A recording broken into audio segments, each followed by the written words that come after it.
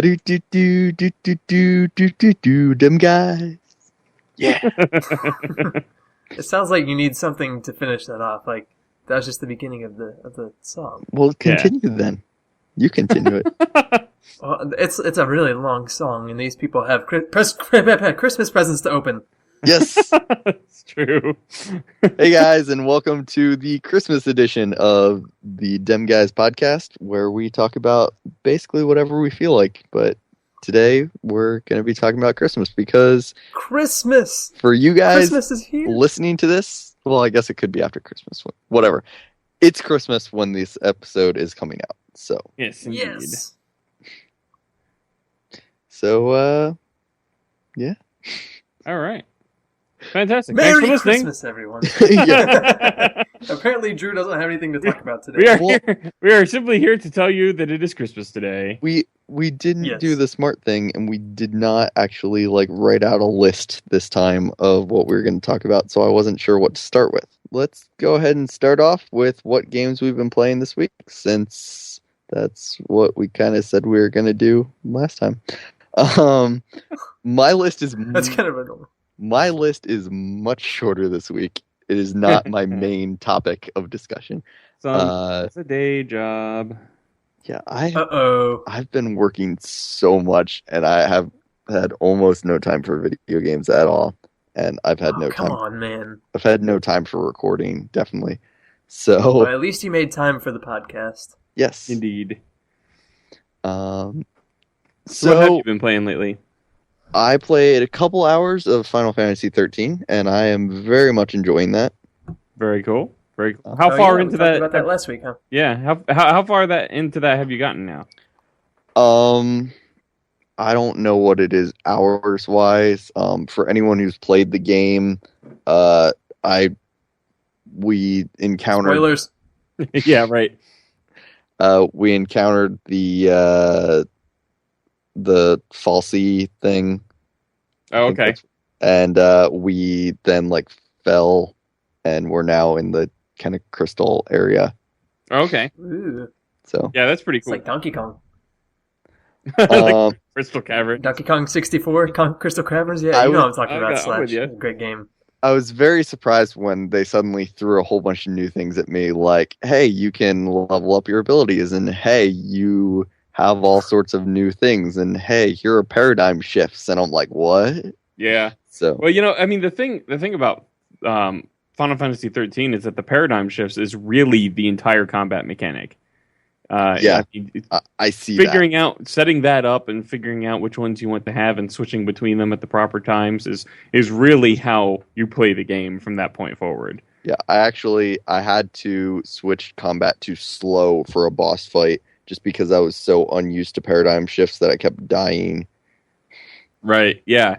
Yeah. I totally understand what you're talking about. I had the same issue with it, and it's the one thing that I think takes the combat and makes it enjoyable, because I think if they didn't have that, it would be very like Final Fantasy 12, where it was just, press X and that's it.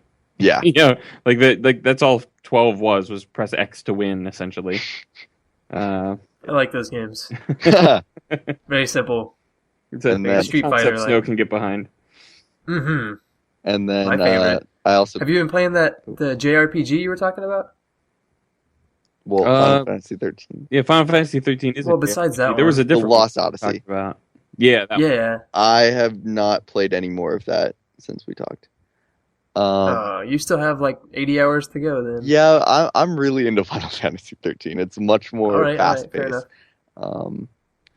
And then what was the other? So what you else? said there was another game. Yeah, I played a couple hours of Modern Warfare 3 with my brother-in-law, and I haven't played Call of Duty in forever, and it's really fun playing first-person shooters.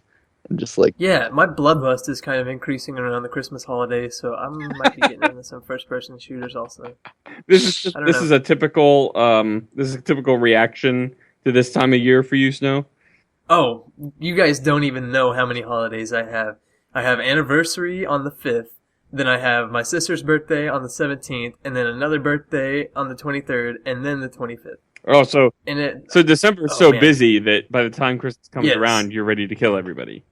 is the message. And that I'm how? getting. Yes. I yes. gotcha. Okay. Yeah, I have a birthday tomorrow that I've already bought presents for, so I haven't even started looking for Christmas presents. Oh wow. But yeah, so hopefully, if my family's listening, hopefully I got you something. Merry Christmas. Yeah, but luckily that means I have 11 months of nothing. That's true. That's true. You get it all done right at the end of the year, and then start the next year with Yes. nothing to do. It's like I'm a sprinter. Your race is done, and you just have all day to lay around. It's like you're a sprinter who has entered a 12-lap race and starts sprinting like as people start the 12th lap. You just wait at the Exactly. finish line for 11 laps. Right. Yeah. And everybody's so dead. Yeah. Everybody's done after 12 laps, and I'm like, man, I gotta go. And then I just kill myself at the end of it. Yeah. Great comparison. Yeah. Were there any other games, or those are the two that you? So that's Pretty much I it. had just a few hours in the past 2 weeks total that I played games. I haven't even gotten to touch Minecraft. It's cool. You. Yeah. I was in on the VBFS for a little bit. Recently, I played my final hour or 2 hours, I guess I think it was, of Kerbal Space Program of it's the 0.22 version. So what does that mean? You played your final hour or 2 hours? Well, I decided, because it's still a beta version. They haven't hit version 1.0 or whatever. They do make changes on a relatively frequent basis that you could probably continue a previous save file or whatever, but you would not necessarily. It's kind of like if you've watched any of Zisto's Starbound Let's Play, where he talks about at one point the game, they rebalanced the weapons, but he didn't wipe the characters, so he's able to continue, but the one weapon that he created in the previous version was way overpowered all of a sudden. It's the same sort of thing, I think, in Kerbal Space Program. There are certain things that it's like, well, now I have this, but I shouldn't have this, or maybe, the way that you attain science in 0.23 is different than 0.22. So I decided I would finish up my quote-unquote story in 0.22 and then wipe and start again, and probably do some off-camera stuff to catch up in terms of technology level, so I'm not constantly landing on the moon every version of the game that comes out kind of thing. Right. So I finished that. Yeah, I mean, that's... Yeah, it was I'm really looking forward to it. It's not going to release for a while, because I actually have, I think, another... part 2 of the Minmus mission that I did, I don't think is up yet. Part 1, I think, just went out on my channel yesterday, maybe? I think, as of the time that we're recording this. I think on Saturday. Just doing calculations. Yeah, exactly. So with that, I've got a question for you. Yeah, go ahead. We haven't talked about it much since the last podcast, because it was 2 weeks ago. But have you been flagged for Content ID on your Kerbal Space Program stuff? I have been flagged a lot. Now, I don't want to get too deep into it. We can just touch on it briefly. Yeah, I got flagged, I think, on like 13, 14, and 15. I think those episodes got... and it's because there's a Kevin MacLeod song included in Kerbal Space Program, right? That is correct. And some lady decided that she was going to make her own song and sell it, where she was playing wind chimes over this Kevin MacLeod song. And so she sold it, but she also submitted it to copyright for YouTube. Right. Yeah. Well, apparently, the company that's redistributing that music is called CD Baby. And that track got entered into their content management system interface Which to YouTube. Is fine, because it's completely legal. But now you've got to understand that it's so ridiculously similar to Kevin MacLeod's track that now Kerbal Space Program videos are matching because of the background music. And the unfortunate thing is, as YouTube has been rolling out these new content ID changes, it's causing all these extra matches to happen that weren't there before. Their only real response is, many games allow you to turn off the background music. Yeah, that is such crap, man. Don't even get me started. I'm not going to go into this on the podcast, or else my microphone's going to burst into flames. But it's completely ridiculous how games are made from the music and the visuals. I mean...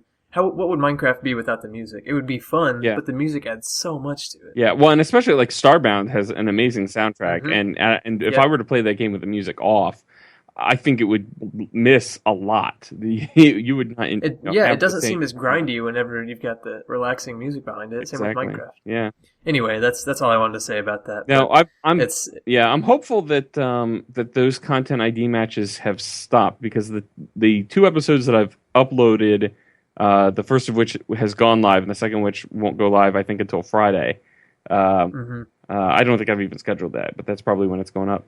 Neither of them got flagged, and I know Kurt had said, because he's one of the more prominent KSP Let's Players on YouTube, and he had gotten hit by one of these. He actually contacted CD Baby directly and asked them to remove that track from the YouTube CMS so that Content ID would no longer flag it. And it's entirely possible that they responded to that and did that precisely. So fingers crossed that the KSP videos don't get flagged in the future. Christmas present to Matt, aka Slash. Yeah, exactly. From YouTube. From Kurt J. Mack. From Kurt J. Mack, indirectly, Mack, yeah. Yep. So any other games you've been playing? I've done a little bit of Starbound off camera. I need to record more of that. But haven't gotten around to sitting down to actually record any of it yet. But I did a little bit of Starbound. And other than that, it's been basically Candy Crush on the phone. Candy Crush, yes. Yeah. What a terrible game for Americans and Europeans and people of the world alike. Yeah. But oh man. But yeah, that's been it. I'm looking forward to having a bit more time, hopefully, to sit down and do some gaming over the holiday, because I'm off of my day job. I don't start working again until January 6th. So yay for laziness. Exactly. So I'm hoping to be able to sit down and play more games during that time frame. Most of which will be stuff that goes up on my channel one way or the other anyway. Yeah. What about you, Snow? What do you got? Oh man. Well, I just want to open up by saying thank you to Humble Bundle and Steam for completely burning a hole in my butt pocket and making me buy a total of, I think I bought 12 games. It was actually pretty cheap, but because, you know, the Steam sale and the Humble Bundle, Steam Winter Sale and the I can't do this, guys. Wow, amazing. Yeah. Humble Bundle Winter Sale, Holiday Sale, I don't know which one's which. They scrambled my brain, but they both went up at the same time virtually. I think they're both still going. I know the Steam one is, and I think the Humble Bundle one is also. But a lot of games I've really been wanting to play are down to like $3 to $5, and I just can't handle it. So I haven't played any of them yet.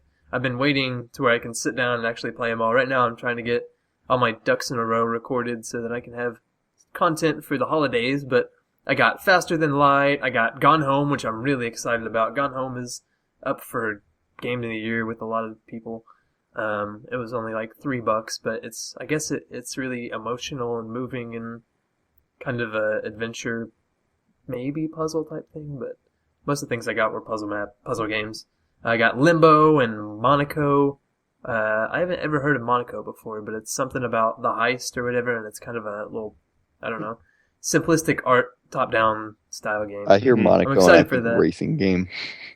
No, not that kind of Monaco. I looked at getting Airport Simulator 2014. I think that would be amazing. Sounds interesting. But, yeah, it's like $20, and I don't know if I want to pay $20 for something that might be terrible. Holy cow, man! All right, I'm buying a game right now.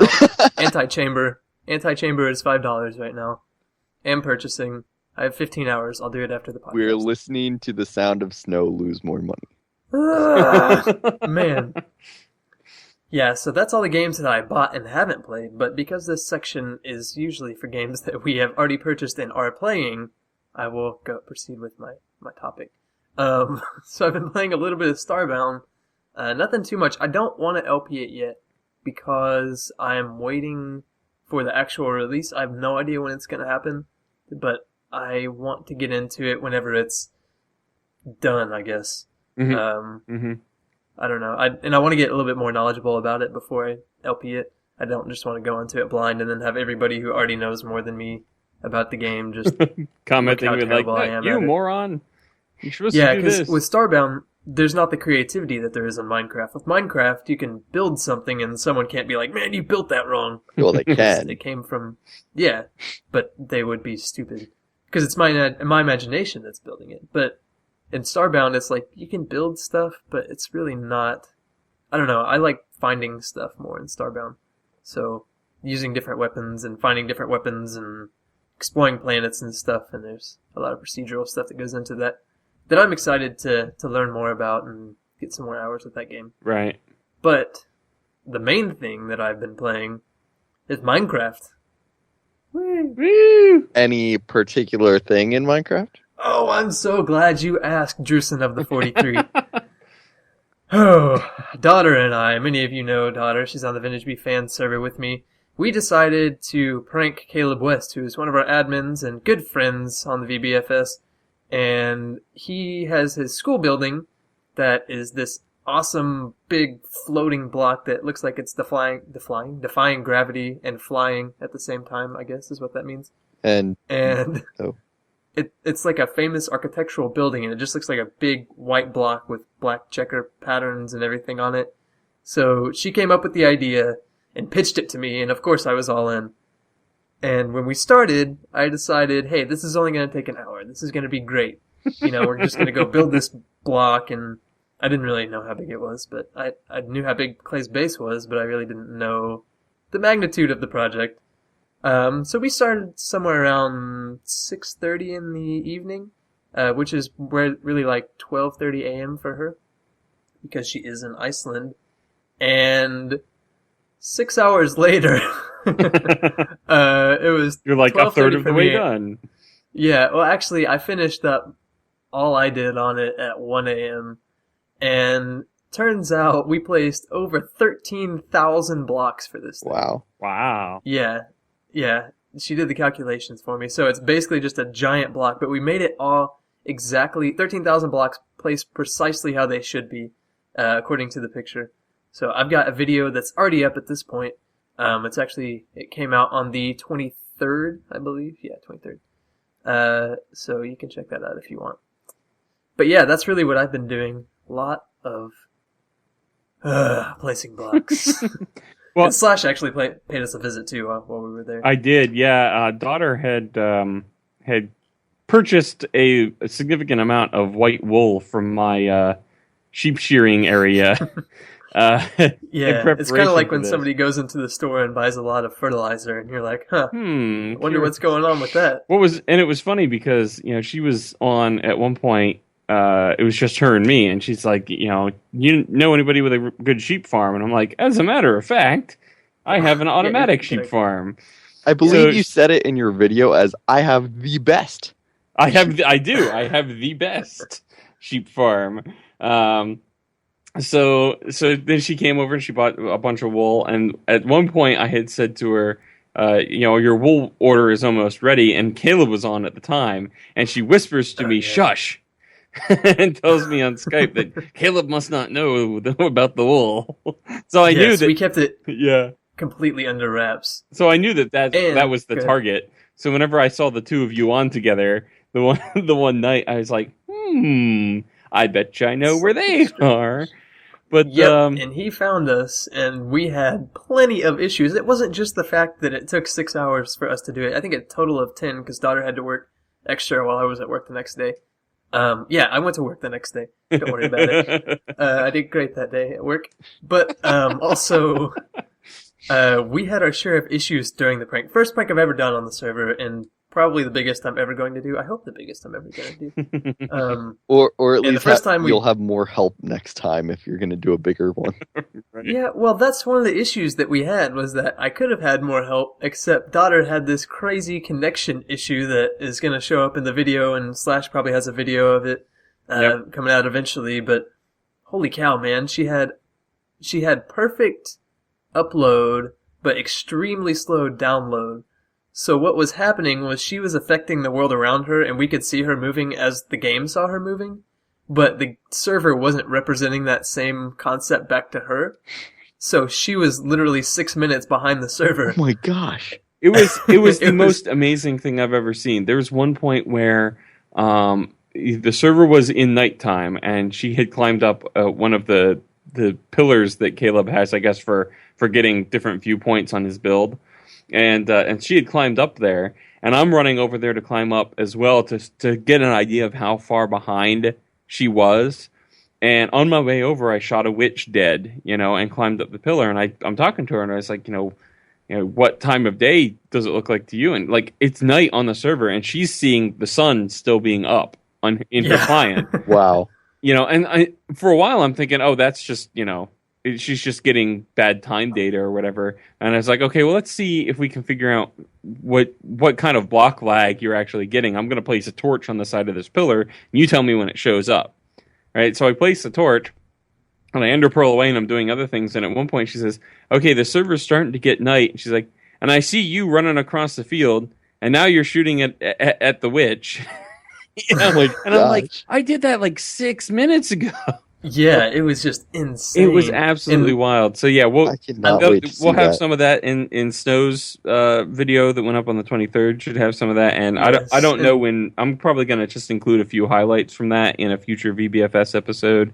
Yeah, I included a few highlights because I edited 6 hours of footage down to 32 minutes, and actually less than that because I had my opening and closing stuff going on. But right, the craziest part, I won't spoil it, I guess, but you can go watch the video. But basically, daughter is still logged on. We're trying to figure out what the heck's going on. She's running around, and all of a sudden we hear this explosion, and she's still 6 minutes behind, and just chaos ensues from there. It's the funniest thing. I was laughing so hard when I went back and watched it all whenever I was editing. Yeah. But we're just like, you need to get away, and then baby zombie, oh my god.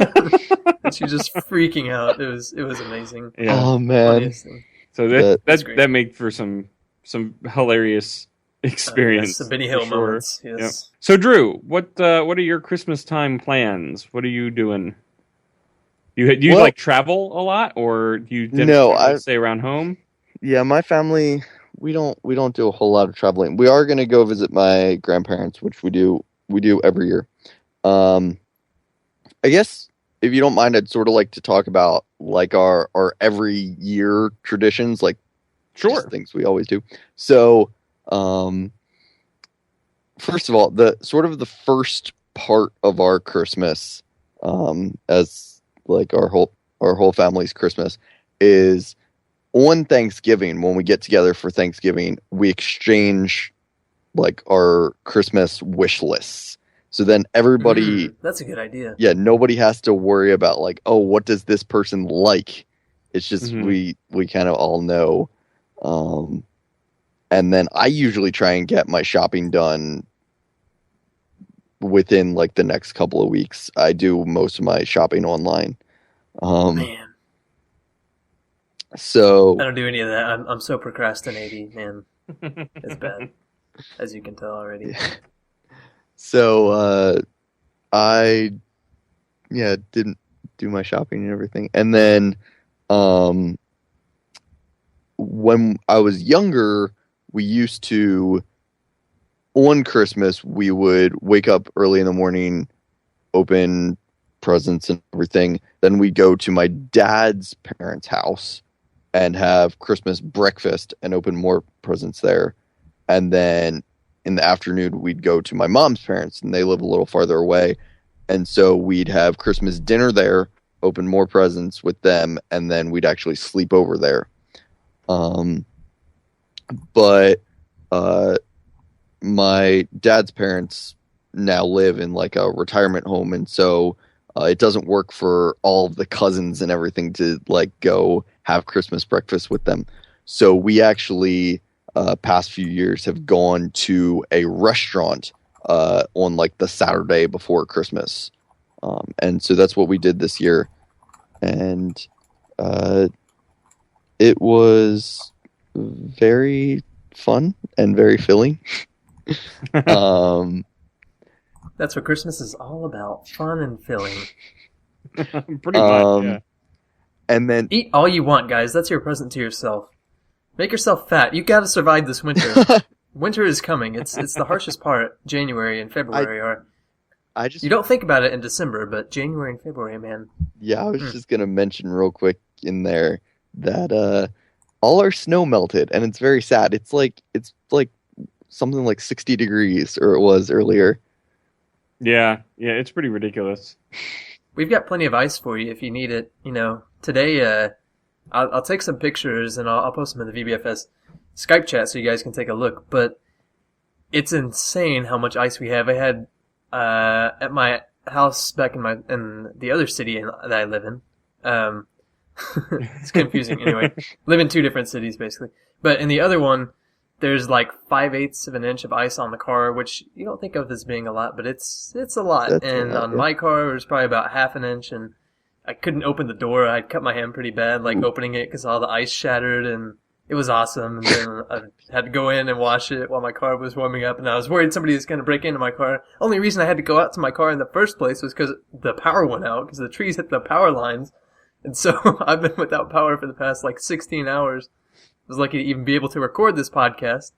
And yeah, I decided to stay at home for as long as I could until things started getting colder.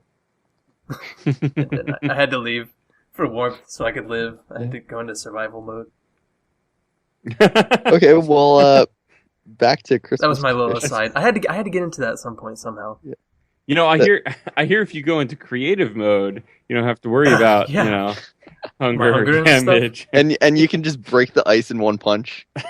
Right, yeah, it's great without hurting your knuckles. You know how many people told me today, don't open my refrigerator, and how much I hated every single time somebody told me that? It was terrible. I was like, I really want to open my refrigerator because that's where all the food is. And they were like, don't open your refrigerator. It's going to let all the cold out. And I was like, how about I just open a door because it's freaking cold outside? Yeah, that's bad advice. You can open your fridge, you just don't keep it open constantly. Right. Yeah, I know. And yeah, it's bad because the air in the room is getting colder while the air in the refrigerator is getting warmer. Just like, man, why can't you guys make up your mind? Have everything perfect. We recently were doing a lot of cleaning in our house, and we have a whole bunch of boxes of stuff in our living room, which is where we would normally have the tree.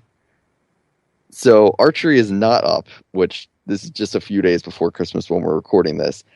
And sorry, no, it is up. It just got put up today. Sorry.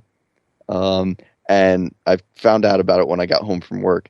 Apparently, we have a closed-in back porch, and so we're going to have our Christmas morning on the back porch, and that's where the tree is, which I haven't even looked at it yet. That's going to be awesome. It It's gonna be hopefully. cold, though. So, well, yeah, but like I was saying, it's like 60 degrees here, so it's not going to be that cold. Oh, I missed that part. I'm sorry. Yeah, the weather on the East Coast, like Northeast, is a little ridiculous right now. So you guys are both warm right now? Pretty much, yeah. I mean, let's see, what is... Well, I'm in my house Let's with see my what Google laptop says. on my lap, and so I'm like sweating. Well, yeah, I mean, I'm all bundled up and whatnot because it's still really cold in my house and I had to turn the heater off so that you guys couldn't hear it. But yeah, it's... We have lots of cold and a lot of people... I don't know what it is about today. This can be lumped in with the earlier one, but so many people have had power outages today. It's not just me. I don't know. Yeah, Anyway. right now outside in our area, it's 55 degrees Fahrenheit. Really? Yeah. I think we're at 27 degrees Fahrenheit right now or something. Matt, what do you usually do for Christmas, or what are you doing this year? Let's see. We don't have a whole lot of traditions specific to Christmas itself, I guess. I mean, we on Christmas Eve we're going to be hanging out with my parents. We usually do like a snack thing at Christmas Eve where we get like bologna and crackers and cheese and chicken wings. Sounds and, so that good. sort of I haven't thing. had dinner, by the way, so that sounds so good right now. This Such baloney, much Christmas. So great. And then this year we made the conscious decision that, and likely to persist for years to come, that Christmas Day, the only place we're going is church and back home. We're not going to try to visit with any relatives or anything. It's just going to be at the house. And then the next day we'll go out to my in-laws and spend some time out there. Okay. Interesting. So you're still morphing the Christmas traditions? Little bit, yeah. It's we haven't solidified a whole lot in as far as that regard. Now, like going towards Christmas, there's a couple of things that we usually do. Like we live pretty close to Hershey Park in Pennsylvania, and so we. Is that where they have the track meets? What's that? Is that where they have the track meets? They might have some in that area. I don't know much about that. Something. But Anyway. they have this thing that they call Christmas. What do they call it? They have two things. There's Candy Lane, which I think is the park itself being open for like the Christmas holiday, where it's basically everything but the roller coasters because it's too cold to run the roller coasters. Usually, they could probably run them this year. And then the other thing they have is they call it Sweet Lights, and it's they have this huge Christmas light display that they set up that you actually drive through, and they have a radio station that's going that you can tune your car radio to a specific like Sweet Lights radio station, and listen to Christmas tunes through there as you very slowly just sort of idle your vehicle in line behind a massive amount of other vehicles through we have the same through this path, and look at all the lights and everything, and a lot of the stuff is the same year to year, but I think every year they have like elementary school age kids submit designs, and they'll turn the best designs into lights that you get to see those at the end of the route, and they move things around a little bit so things aren't always necessarily in the same place, and it's a lot of fun. We usually make hot chocolate and put in thermoses and drink that while we're driving through. It's a very relaxing activity, and the kids really somewhat, enjoy it. Except for the traffic. Well, I've done the same thing, and sometimes those guys can drive. Do you have to sit in line forever to get in? It's usually not too bad. We try to go during the week because one, the amount of people there is generally fewer, and the cost is lower. They don't charge as much. Like we're planning on going tomorrow, and usually like on a weekday evening, it costs a lot less to go through than it would on like a Saturday or a Friday kind of thing. But yeah, that's pretty much it. I can't think of anything else. Now, exceptional.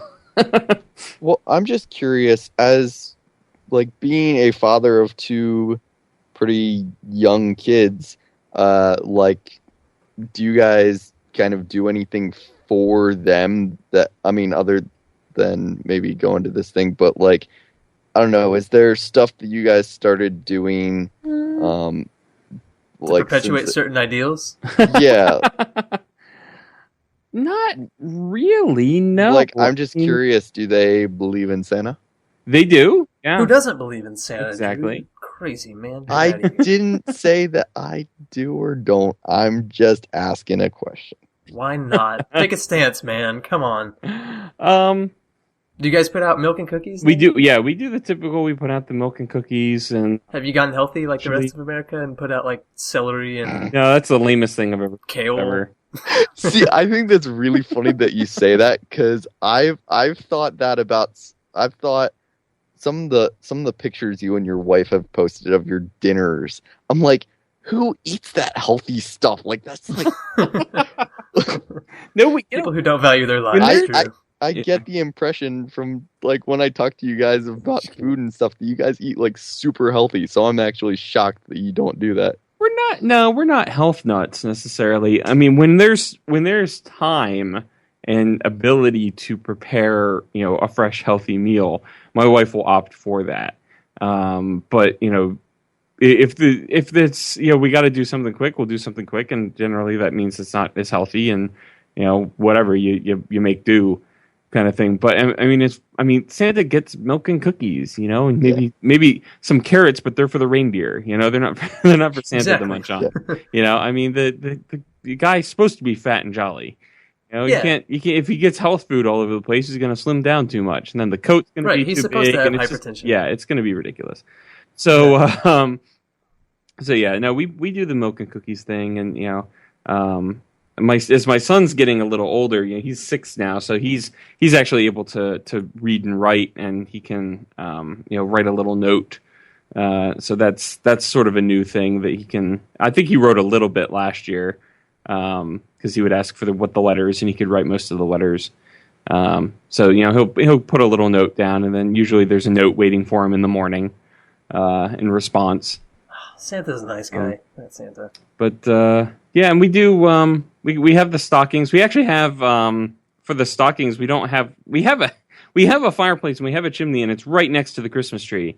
We have never lit a fire in it, because we've never cleaned the thing since we bought the house. So yeah, it's not really a good time to start, probably. Yeah, we have we actually set our nativity up inside the chimney in where the fireplace should be. Hopefully Jesus does not catch on fire this holidays. Exactly. Or else that'll be some interesting explaining to the children. We've tried the stockings in a couple of different places, and there's not really a good place above the fireplace to put it because it's all like a brick. There's no like wooden hearth or anything to nail nails into. So we ended up picking up this snowman themed like stocking hanger. Yeah, I mean, you're familiar with like a clothes tree, where it's like the tall rod in the middle, and then there's a couple of little rods sticking off of it, and you can hang your clothes on it. Right. This is the same sort of ideal, but it looks like a snowman, and it's for hanging your stockings on. And so we have that sitting up next to the fireplace. And the one Christmas thing that just popped into my head that's a tradition that we brought over from my wife's side of the family is when the tree is being decorated, right, and the ornaments are being put on the tree or everything, right, everybody can put whatever they want on it, at various times. It's there's not like a set pattern. You don't have to worry about, making sure that there's certain things are in certain places or whatever. But the one rule is that when the tree is done being decorated, the last ornaments that go on are these 2 red bird ornaments that we have. And it's the father of the house that puts those ornaments on, and that declares the tree decorated. So I look forward to that because I don't usually spend a whole lot of time putting other ornaments on the tree. Occasionally I'll pick up like one of the sort of novelty ones. Like we have a Star Trek original series communicator that chirps when you open it, and it's like, awesome. Like Spock to Enterprise, one to be, things like that. Yeah, so like some of the novelty things I'll put up on the tree, but the thing I most look forward to is being able to use my executive power to declare that the tree has been decorated for the year by putting those birds on it. Yes, you've deserved that power after at least 6 years of parenting, I think. Exactly. Yes.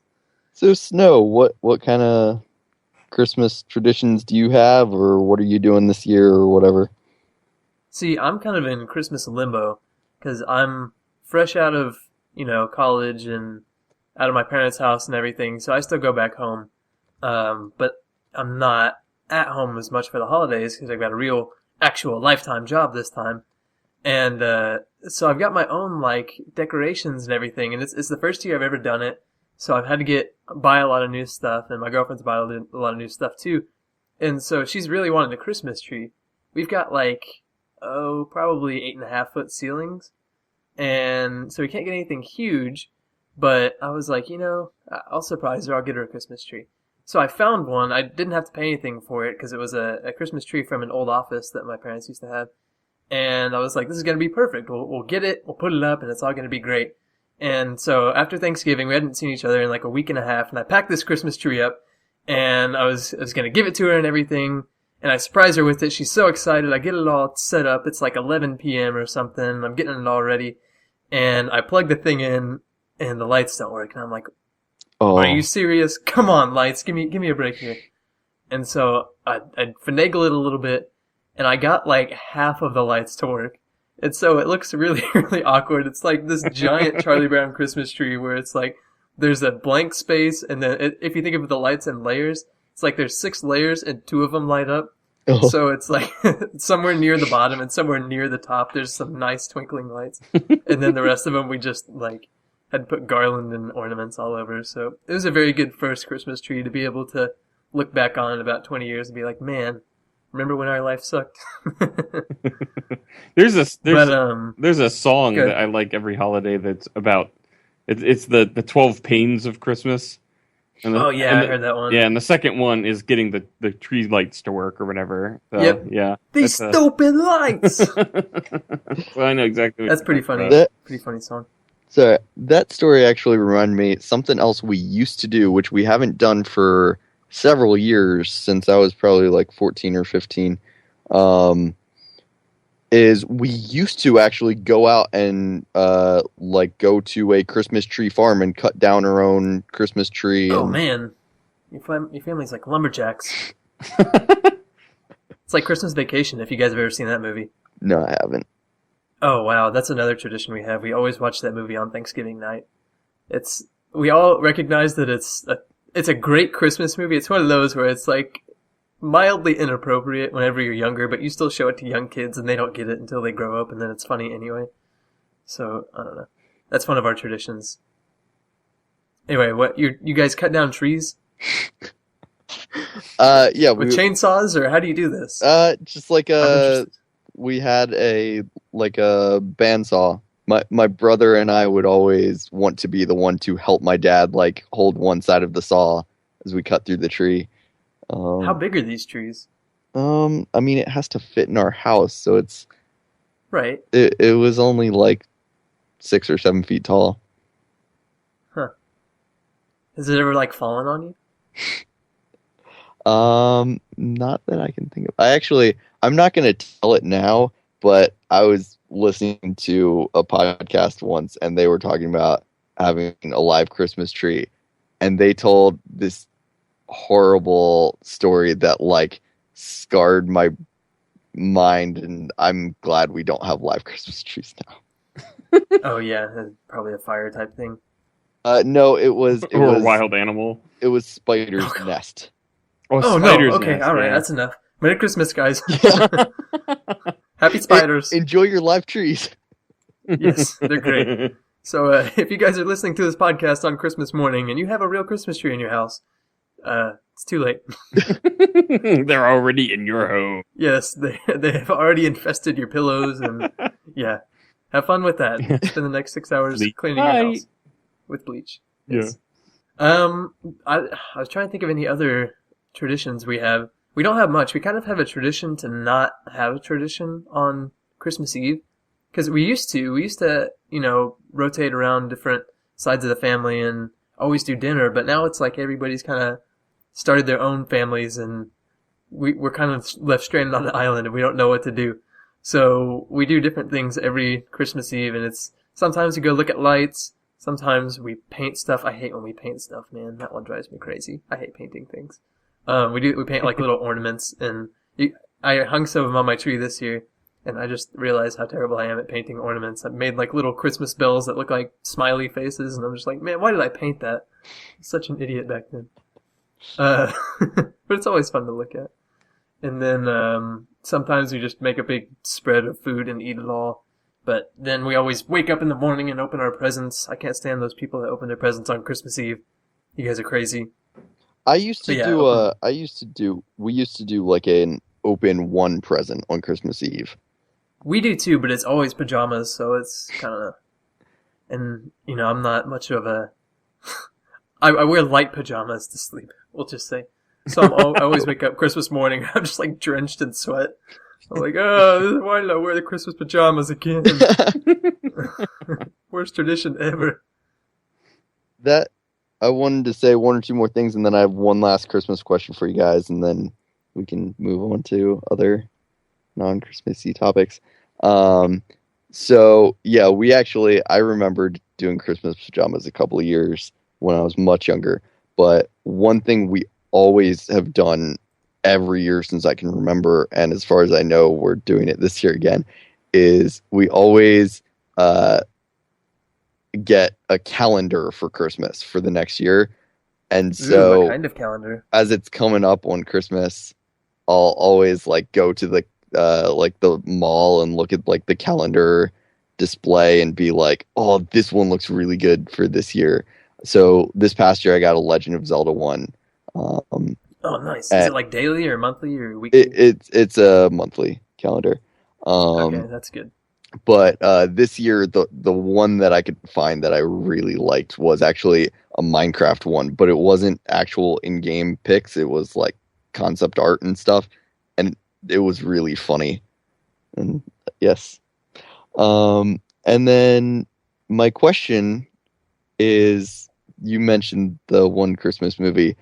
My question is, what is your favorite Christmas movie or holiday movie? Oh man, that's tough.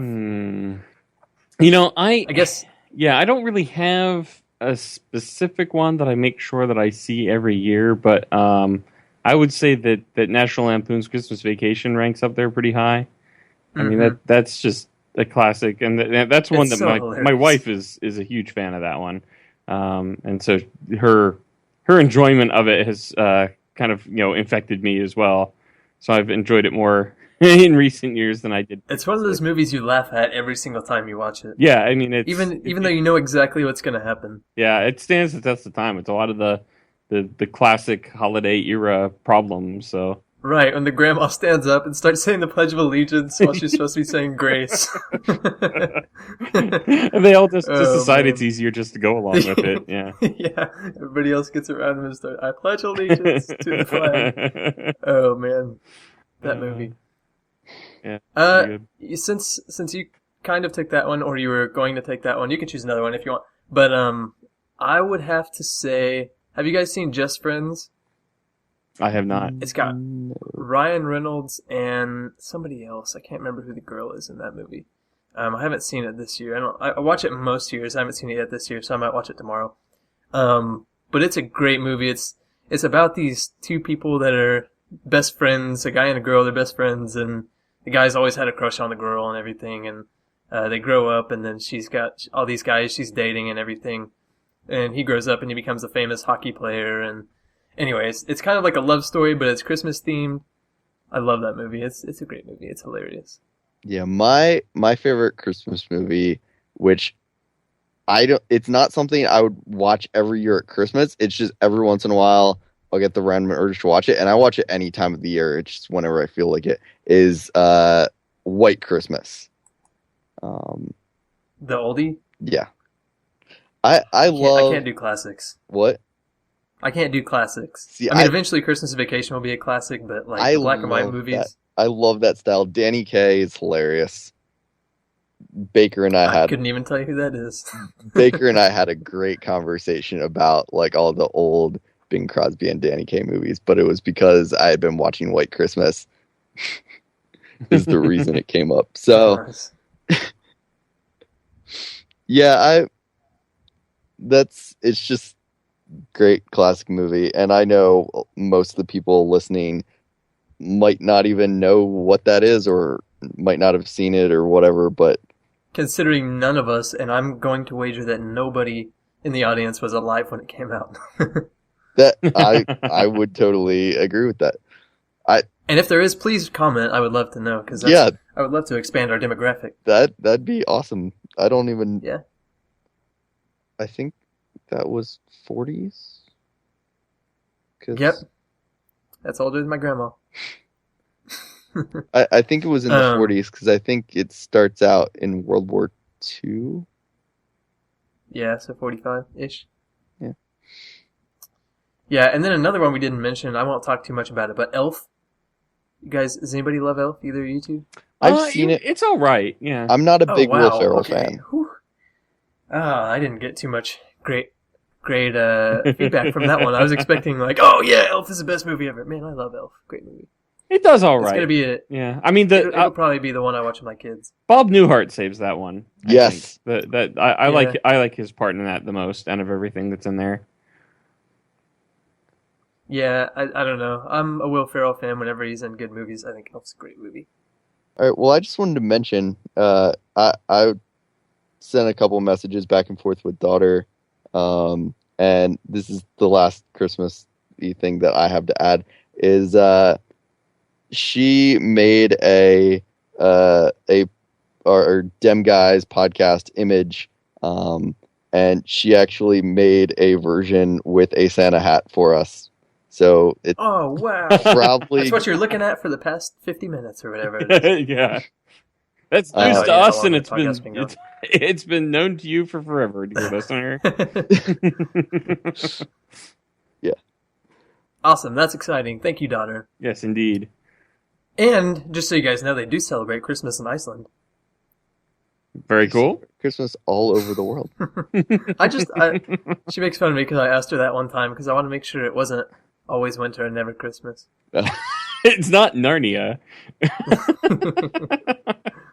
Oh, you know. Iceland is controlled by a white witch. Yeah, it could be. You never know. I'll just mention, because I forgot I was going to mention it back when we were talking about video games. I did go and see The Hobbit, The Desolation of Smaug. And I'm not going to really talk about it just because I don't want to give spoilers or anything, but I did enjoy it. I think I liked the first one better, Really? I've heard most people say the opposite. but I don't know if it was like, I don't know why it was. I definitely enjoyed it, but it wasn't like I didn't come out of the movie like, "Oh my gosh, that was so amazing." It was just like, "Yeah, that was a good movie." Did you act like it was so amazing the last time? Yes. Oh, okay. Yeah, I love The Last Hobbit, so I've still got to watch this one. I've got to watch it with my dad, and I haven't been home very much yet, so probably watch it soon. But do they sing the Misty Mountain song? I don't think they do, right? No. Is there another epic song they sing? Well, not that the dwarves sing. In the credits, there's like a sort of new song that came out with this movie, and it's called "I See Fire" by Ed Sheeran. I think that's how you say his name. Um, and I've been listening to that song. That song's really good. Interesting. Man, no, that Dwarves Misty Mountain song made that movie. I was like trying to see how low my voice could get for months after that. The Play MindCrack beta. Oh, I forgot to bring that up. Should I talk about it? Yeah, I mean, I guess we can all talk about it. Have you guys joined Play MindCrack? I have. not- I have not. I'm Okay, not so- in a position where I can, because right now it's only open. It's like a patron only beta, I guess, is the way you would Yes, it's a call it. public You beta. have to- Is well, not public beta. It's patron only, I guess. Yeah. And I just bought it just because I can't stop buying things, and I haven't bought anything for anybody except for myself this Christmas. Again, family, if you're listening, Merry Christmas. Enjoy your presents. But it's been awesome. The only thing, so basically you get in, and I paid for I think 90 days, which is the maximum you can do, just because I know I'm gonna probably want to play it for a while. So I got in the first like 30 minutes or whatever, and you don't really know what's going on. I think it's gonna keep evolving pretty quickly, but you walk around and you've got this texture pack. Asks you want to download, you download it, and then you get one of like 3 different intro music bits, and mine was Zisto saying, "Welcome back to the Play MindCracker," and it was just like, yeah, this is awesome, let's go. And I get in, and I've got my video up already, but the first person I saw a video standing right in front of me, like actually the dude playing the game, and Nebris was there, and I mean everybody was there. I played with Doc and Old Man Willikers and Good and MC Gamer and Pause and Etho and BTC and Pyro, and I'm probably forgetting some people, but anyway, it was, so you walk in and there's this big old hub area, and they have these little gold pads. That's probably my favorite part, is the little gold pads. You can walk, and whenever you run on them, if you hit shift, it launches you, and so you have to try to launch yourself correctly to get to different areas if you want. Right. Anyway, just a little kind of boring thing to do, and whenever you're waiting for games to start in the hub. But there's currently 4 different game modes, I believe. There's survival games, which is in the middle of the hub. I don't know if that's going to change or what exactly is going on with that. But survival games in the middle, just the plain old survival games that we've all probably played. And then there's also Barnyard Blitz, which I know nothing about, so don't ask me. There's Dwarves vs. Zombies, the famed game that actually got me into MindCrack. And then... what's the other one? I didn't know that. I'm a huge fan of Rob and the stuff that he does, so... Yeah, honestly, I never watched it. Like, I searched it forever one time, and I kept watching tons of episodes of it for like a week, and then I haven't really watched it since, except for the past month, probably. Okay.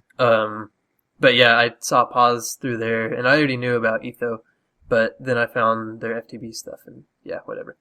But yeah, and then there's King of the Golden Monocle, which I played a little bit. It's a very confusing game where you're a wizard and you're playing with all these different people, and it's you have unlimited deaths or whatever, and you have a little respawn cooldown, and you're given 3 different weapons, and you just don't know what the heck the weapons do, and the tooltips are so long that you're sitting there trying to read them while you're getting lit on fire by people who know what they're doing. But anyway, so most people have just been playing survival games, and that's what I've been doing with the rest of the Mindcrackers.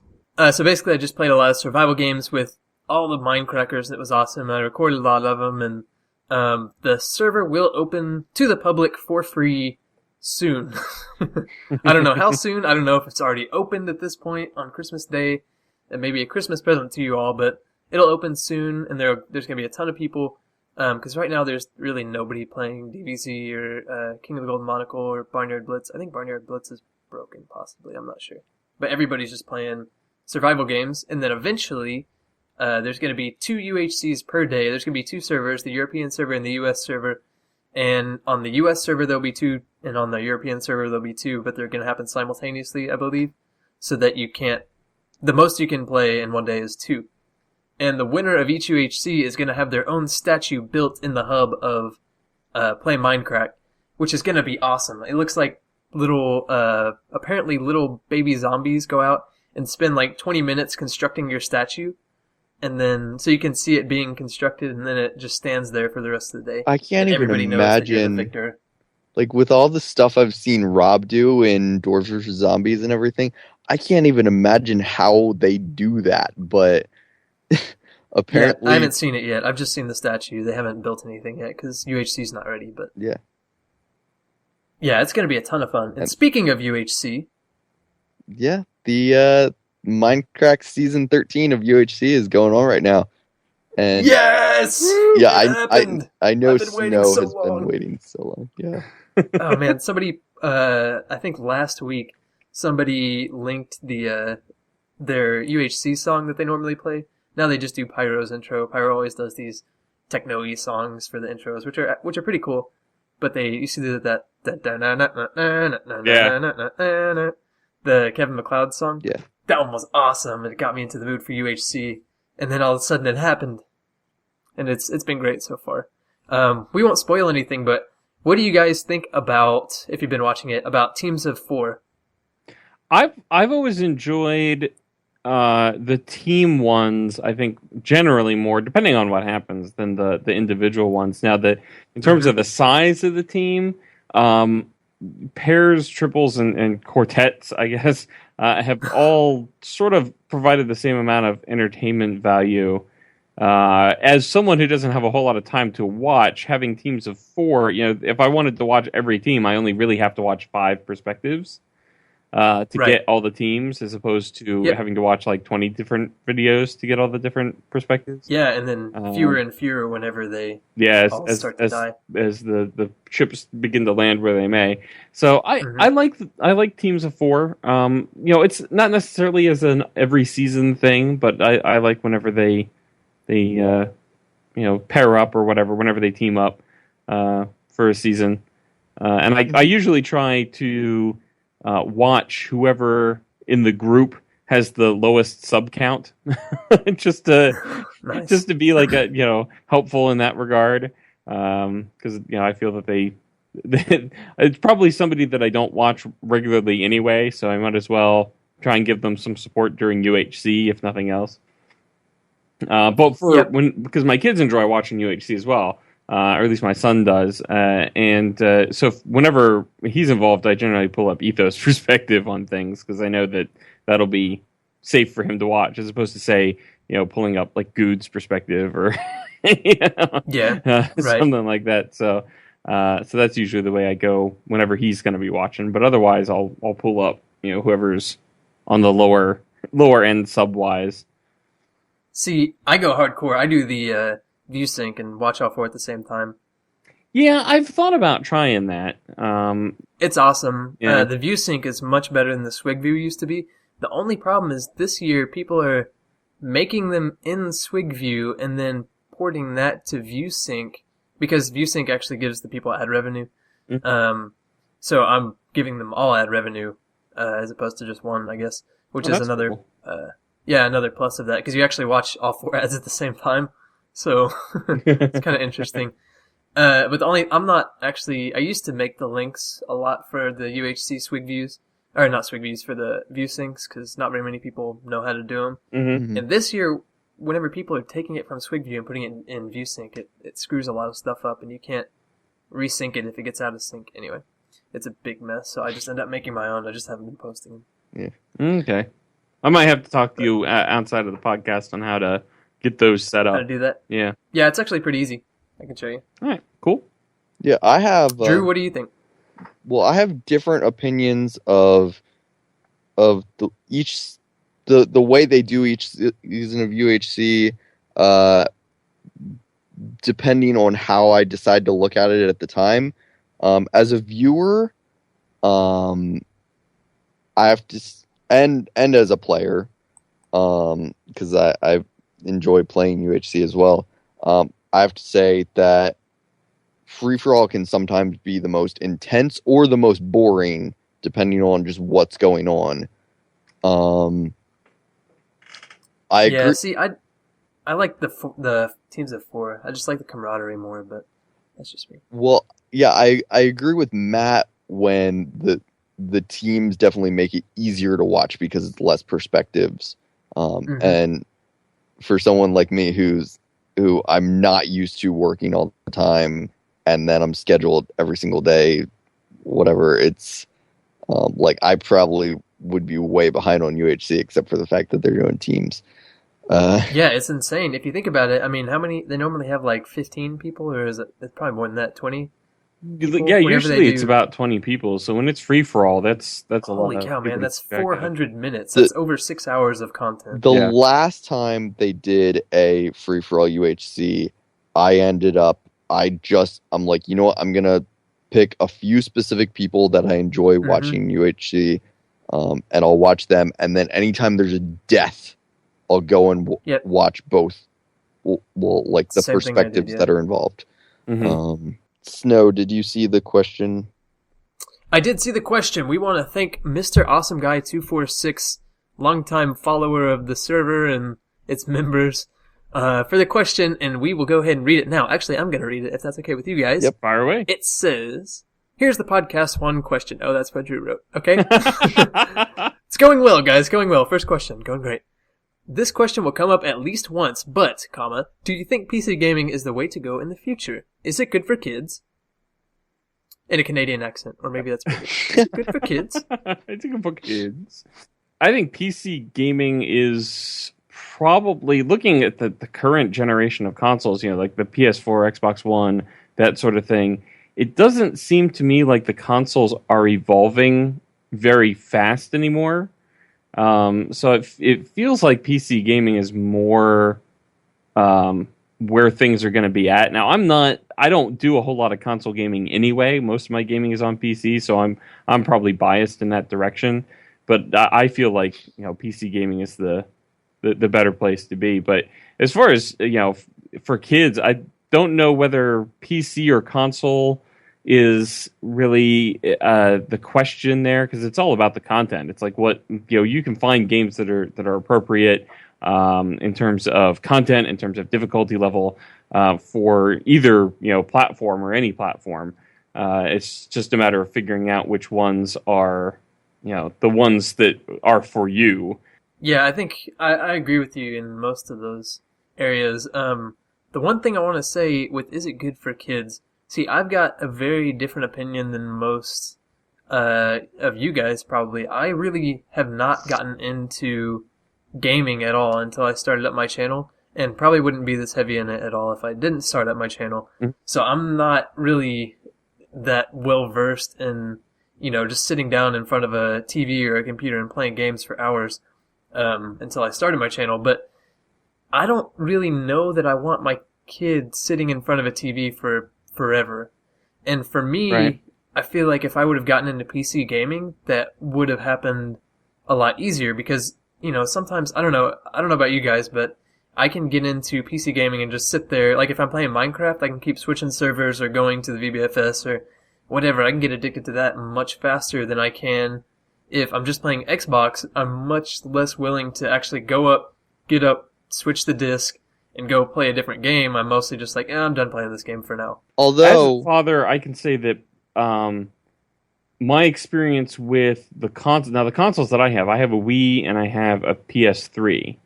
And my experience with those consoles is that they're not as easy to manage from a parental standpoint. On the computer, I think from Windows Vista on up, at least, there's a bunch of parental controls that are built into the OS. So if you're a Windows user, you can go and you can say this person can only be logged into their account for 2 hours or whatever. They can only play 2 hours of games a I day. didn't know that. And they can only play during a certain window of time. So you can set it up so that they Xbox can't be 360 playing does late. actually have those features as well. Well, Not which makes maybe sense not to to me. the extent Yeah. that Windows does, but Yeah, same manufacturer, Microsoft. So it doesn't surprise me that they would do a good job. But the PS3 in particular, I find absolutely horrible. They have some parental controls on there, like you can set that you need to put a pin in to watch, DVDs or Blu-rays over a certain rating, or that play a game over a certain maturity rating. But it's not tied to a login on the PS3, so. Your login, whenever you pick a name on the PS3, you're just picking where your save file is organized, and pretty much everything else is system wide. So I would have loved if they had set it up that I could have an account for my son that I have certain levels set to, and my account that I put a password or a PIN or something in when I try to log into it, so that he can't get into it, that doesn't have those restrictions. And the fact that it doesn't have that, and the Wii is even worse because there's no separate logins or anything for that. Luckily, the Wii is much more kid-friendly in most respects. Yeah, generally the stuff that comes out for the Wii, there's not as much concerned about. I've played a first-person shooter on the Wii. I will never do that again. That was the worst experience of my life. Call of Duty 4 on the Wii was terrible. Yeah, it sounds terrible. Oh man, you had to point the Wiimote at the TV to try to shoot people. Oh my gosh. I'm about to throw my freaking Wiimote through my TV. I'm just like, all right, screw this. I'm throwing this game away.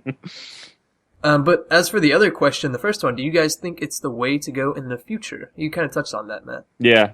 Well, yeah, I think so. I think PCs are they're generally more flexible. I mean, the thing that the console gives consumers is that the people that are releasing the games for the console know exactly what the specs are, hardware-wise. So they know how to optimize it and code it and stuff so that it runs well on the console, and they don't have to worry about, is the person going to have, when you buy a game for the PS3, you don't have to worry about, is my PS3 fast enough to run this game? Whereas with PC gaming, you do have to worry about that. But, I mean, for my side of things, I like PC gaming more. There are many games that I do much better with keyboard and mouse than I ever would with a controller. So, I mean, that alone is, keeps me on PC. Yeah, I'll just end the discussion forever by saying when the Steam box comes out and takes over the world, it's going to be great. That's true. Yeah. Yeah, because you're going to have the hardware already set for you. Everything's going to be streamlined and optimized to play whatever the heck game you want to play, and it's going to be awesome. I wanted to say, as a primarily console gamer until much more recently, I definitely I love playing on consoles, and there are definitely things that are easier to do on a console than it is to do on a PC, because, as Matt was saying, it's optimized for that console sort of. Mm-hmm. And one of the things you were saying, Snow, was that you have to get up and change the disc each time. Well, the consoles are evolving that a lot of them, if you have a disc, it is purely sort of for show, and for the most part, you're going to be installing the game onto your hard drive or downloading it if that's your preference. And that is true, especially for kids of the future. That's definitely going to be what they're going to be doing. Yeah, which is funny to me, because I mean that's the way PC gaming has been forever. Right. I mean, you would install it on your hard drive, and then you put the disc in to authenticate that, yes, in fact, I do own this game. I'm not running a copy I copy off of somebody else's computer, because you can validate against my disc that I physically own. And it's funny to me watching the consoles go in that same way, where it's, they've got this long install time, and then you still have to put the disc in and anyway to authenticate the game. But yeah, it seems that's one of the reasons why I tend to side on the side of PC, is because it seems like the consoles are adopting rather PC gaming, philosophies, I guess would be the word. which suggests that PC is ahead I agree. of the game if console is emulating aspects of it. And then my argument, that was sort of what I had to say about consoles. Now, what I have to say about PC is a big thing for me of why I liked consoles for so long is I did like a big part of it is just playing with a controller. And now that I have a decent computer that can run video games and stuff, there are certain games that I like mouse and keyboard for, and there are certain games that I like a controller for. And I bought a wired Xbox controller, and I can just plug it right into my computer, and then like I'm willing to play shooters and stuff on there. Yeah, because I do not want to play a shooter with my mouse and keyboard. Well, I know everybody loves it more, but I don't know, it doesn't feel right to me. I don't like having that much control over it my actually gun. depends on the game for me. No far Star- prefers just shooting randomly. Star- Yeah, I love shooting from the hip, just left trigger, right trigger, boom! Star Wars Republic Commando is a game that I did on my channel. And that's actually, when I recorded it, I did it mouse and keyboard. And I played it originally on the Xbox. And That's the game where you can fight against like Darth Vader and stuff, right? no, Darth Vader Am I thinking of something else? is the Empire. Star Wars Republic Commando was before the Empire. Okay, I may have not played that game then. It's during the Clone Wars. Okay. Anyway, but that is something, same with Star Wars Battlefront, that is something that I originally played on the first Xbox, and I had a great time with it, but I played it on the PC, and I found the mouse and keyboard to be easier. Whereas something like Call of Duty, I prefer a controller. And it really just depends on the game.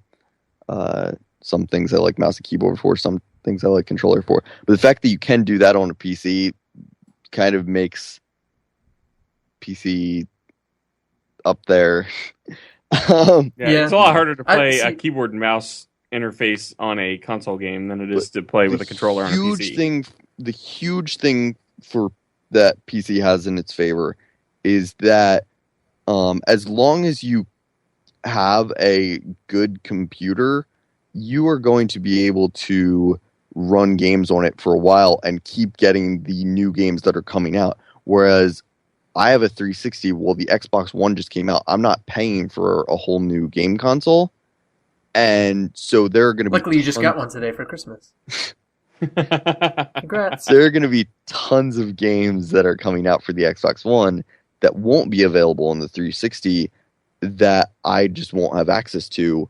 But potentially if they also come out on the PC, then I could play them in there. One of the games I've been looking forward to is Rainbow Six Patriots.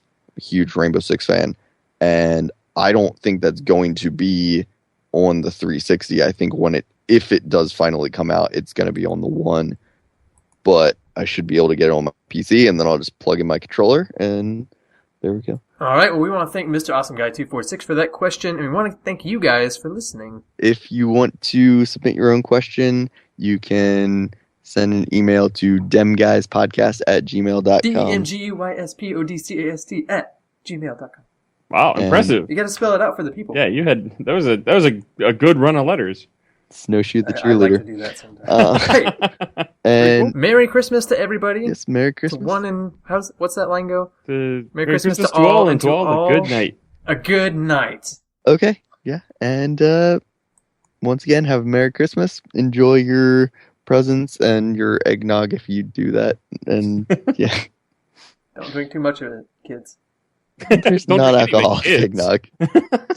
That's what I'm saying. Don't let the kids have it, parents. Kids, don't drink it. Fantastic. All right. Well, we'll Catch you guys in the next episode. yeah, next time. Yeah. Bye. Bye.